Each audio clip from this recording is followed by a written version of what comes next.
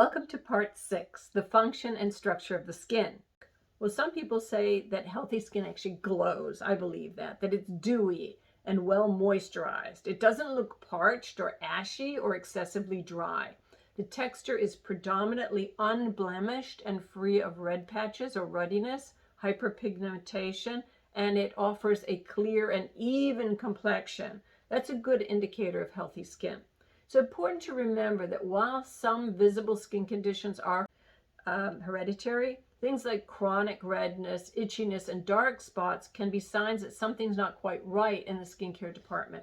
If any of these occur, you should caution your clients to have their skin checked out by a qualified medical professional or dermatologist as soon as possible.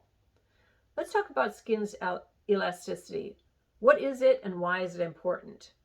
Having adequate elasticity in your skin is a vital element of healthy skin. Skin elasticity refers to your skin's ability to stretch and bounce back into place.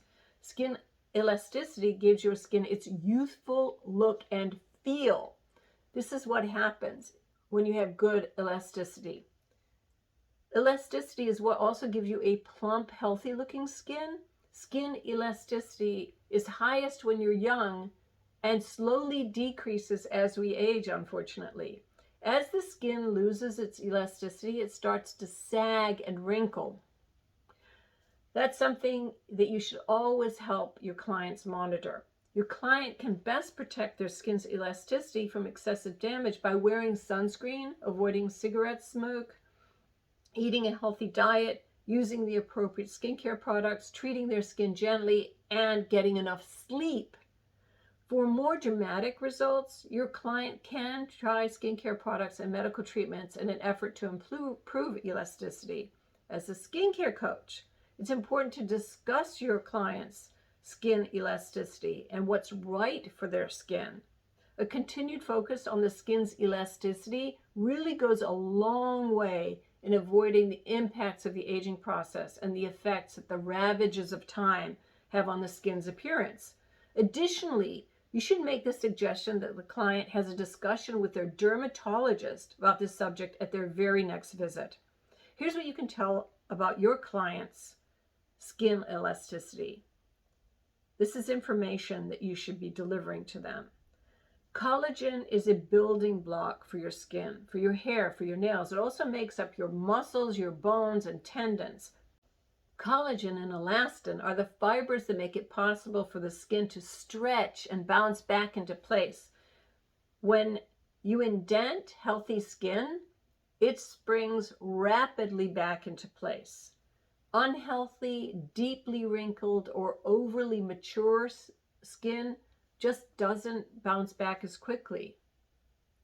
Exposure to chemicals, harsh or harmful products, environmental factors, and the natural aging process can all result in the loss of your skin's elasticity. There are things that you can suggest that your client does that will speed up processes, that will help with aging. And there's also things that you can tell your client that will speed up processes in reducing elasticity and damaging it. Smoking, baking in the sun, and while it's inevitable that our skin will become less elastic as we age, there are also so many ways that we can reverse or slow down the process. And that's great news. That's what skincare coaching is all about. And one of the primary reasons people come to seek out knowledge from a skincare coach is to become educated in how and what they can do to help their skin function at its very best. We know that our skin is made up of 3 layers, and this makeup affects elasticity. The loss of skin elasticity, also known as elastosis, is a natural part of the aging process. The epidermis is the outermost layer of the skin. The dermis is the middle, which contains 2 types of proteins called collagen and elastin, and the hypodermis is the deepest layer. Collagen is a significant building block for our skin, hair, and nails, and it also makes up our muscles, bones, and tendons.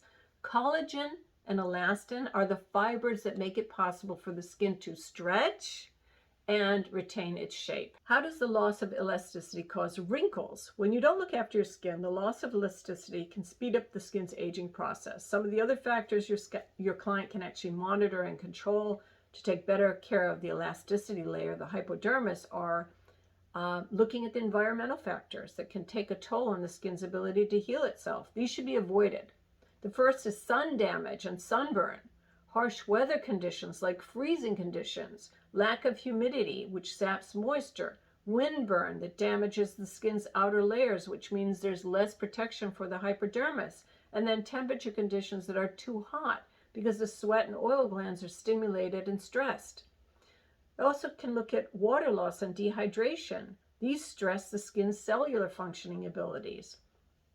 Next, they can look at harmful ingredients or products, and you can really help them with that because these cause sensitivity, adverse cellular reactions, and inflammation, which is not good at all.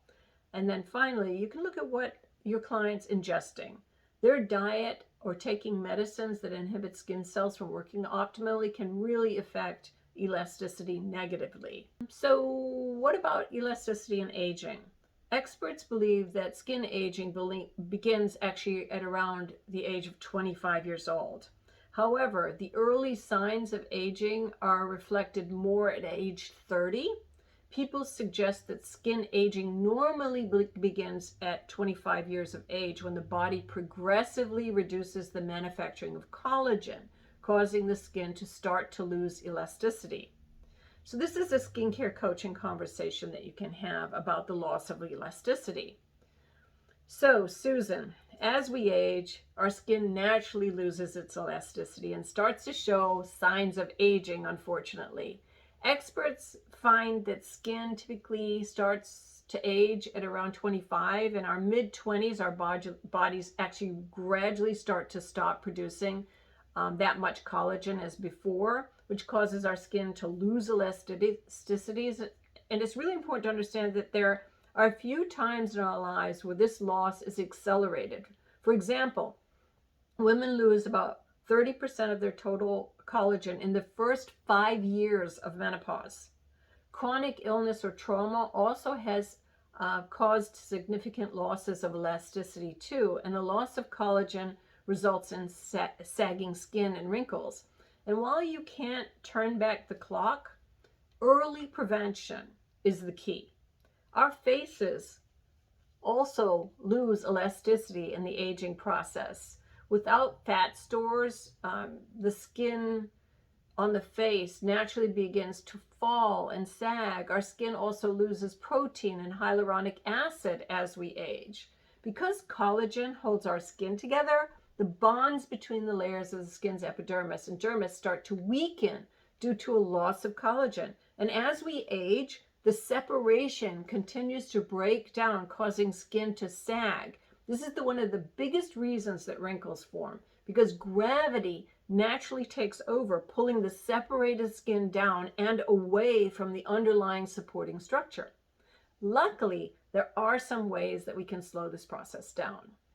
The environmental factors can contribute to sagging skin and accelerate the aging process as well. But because collagen and elastin are located in the dermis close to the skin surface, they're greatly affected by the environment. These proteins can be damaged by several factors. The sun's UV lights, the rays rather, being one of the greatest. The good news about UV rays is that we have control over this. We can avoid midday sun, wear sunscreen, put on protective clothing. Actually, a clinical study by the Skin Cancer Foundation estimated that up to 90% of skin aging, including the loss of elasticity, is actually due to UV rays. When you overexpose your skin to too much damage from UV rays, they bombard the dermis layer, wreaking havoc and damaging collagen fibers and stimulating the production of abnormal elastin fibers. And that's not good. Regular checkups, at least annually, with a medical professional well-versed in skincare is always advised. Skincare health is of paramount importance. We can also control the impact of our environment on our skin by making sure that we protect it from damage that might be caused from pollution, from free radicals, from temperatures that aren't conducive to good skincare health, and making sure that we take our surroundings into account as they affect our skin. In other words, bundle up and protect.